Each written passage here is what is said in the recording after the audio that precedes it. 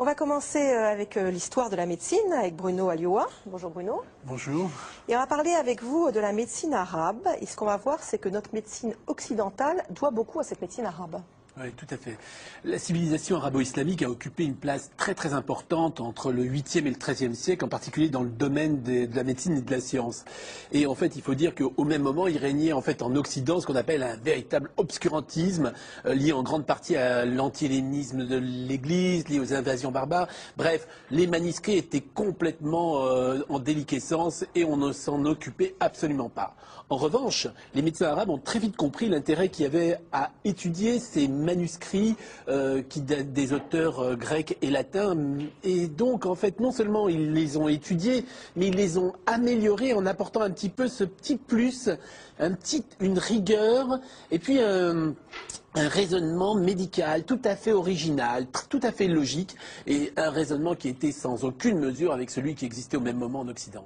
Alors on va prendre 4 exemples de maladies, de choses que les médecins arabes, de leur incroyable savoir. Alors on pourrait faire plusieurs émissions, c'est extraordinaire, mais par exemple, premièrement, dans le domaine des maladies infectieuses, les Arabes ont compris très vite, par exemple, la variolisation, ce qui est un peu l'ancêtre de la vaccination. Ils le pratiquaient, c'est-à-dire c'était pour lutter contre la variole.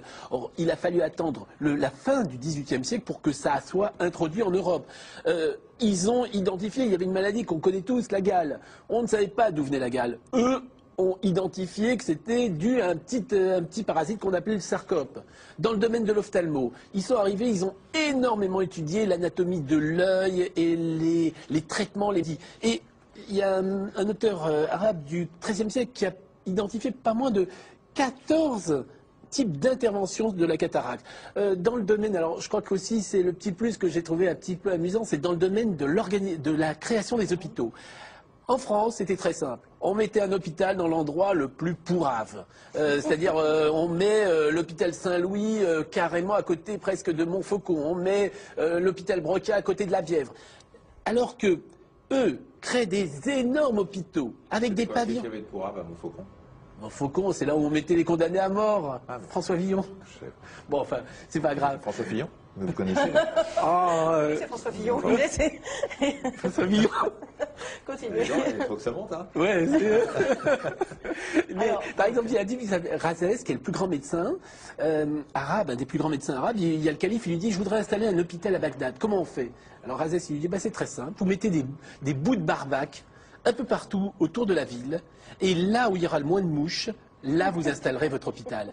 Et puis, et ainsi de suite. Mais c'est pas bête. Hein. Pas bête, très logique. Mais surtout le grand plus, c'est un monsieur qui s'appelle Ibn Nafis, qui en fait a découvert véritablement la circulation sanguine, et ça, 400 siècles avant Harvey. Et puis un domaine dans lequel ils sont particulièrement illustrés, c'est la pharmacologie, et notamment ils ont mis au point des appareils extrêmement malins. Oui. Juste Harvey, c'est celui qui a découvert la tension artérielle. Exactement. Hein? Bravo. Non mais arrêtez, je révise. Hein.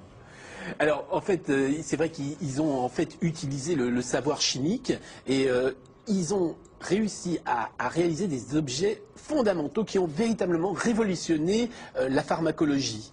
Alors, il y a plusieurs objets qu'on va pouvoir voir qui sont en fait exposés à l'Institut du monde arabe.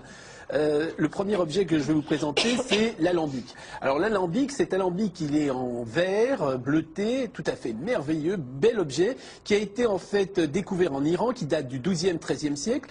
En fait, il permettait de séparer les différents produits, ce qui permettait, après chauffage et refroidissement, ce qui permettait de créer en fait des parfums, des essences, des arômes, enfin, bref, ça a été des alcools, ce qui a été une véritable révolution dans le domaine de la pharmacie. Le deuxième objet, c'est une albarelle.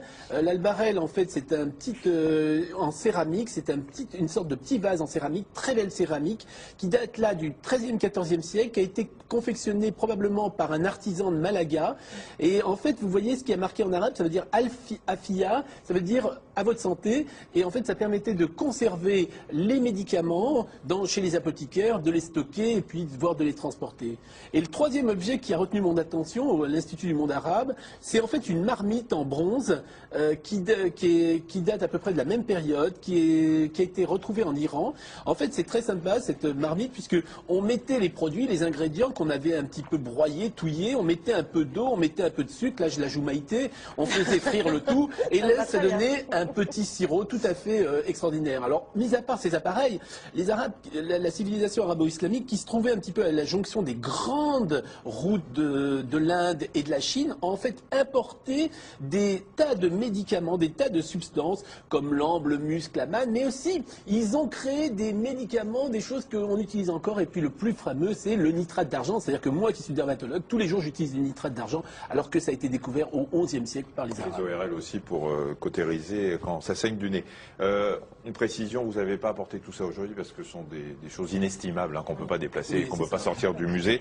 Un dernier mot, même si c'est pas évident aujourd'hui, le monde juif et le monde arabe étaient quand même très liés à une époque et les médecins juifs ont beaucoup travaillé aussi avec les médecins arabes. Tout à fait. C'est-à-dire que les médecins juifs sont intervenus à trois niveaux. Premièrement, ils ont apporté en fait leur savoir à la médecine arabe. Le plus grand des médecins juifs, celui qui est le plus connu, qui s'appelait Moshe ben Maimon alias Maïmonide. En fait, Maïmonide était à la fois médecin et philosophe. On sait qu'aujourd'hui, toutes ses œuvres ont été écrites en arabe et non pas en hébreu. En fait, les médecins juifs sont intervenus également à deux niveaux. D'abord, ce sont eux qui ont assuré la traduction des manuscrits grecs et latins en arabe. Et puis, à partir du moment où il y a eu un déclin de la civilisation islamique, à partir de l'Espagne et puis de la faculté de médecine de Montpellier, ce sont eux qui ont retraduit de l'arabe en latin et en grec, ce qui a permis en fait une rediffusion du savoir médical à la Renaissance, savoir qui aurait été probablement complètement oublié s'il n'y avait pas eu les médecins arabes. Merci beaucoup Bruno. On remercie quand même effectivement le musée L'Institut du du monde monde arabe. Il faut y aller parce qu'il y a des choses absolument passionnantes dedans si vous êtes à Paris.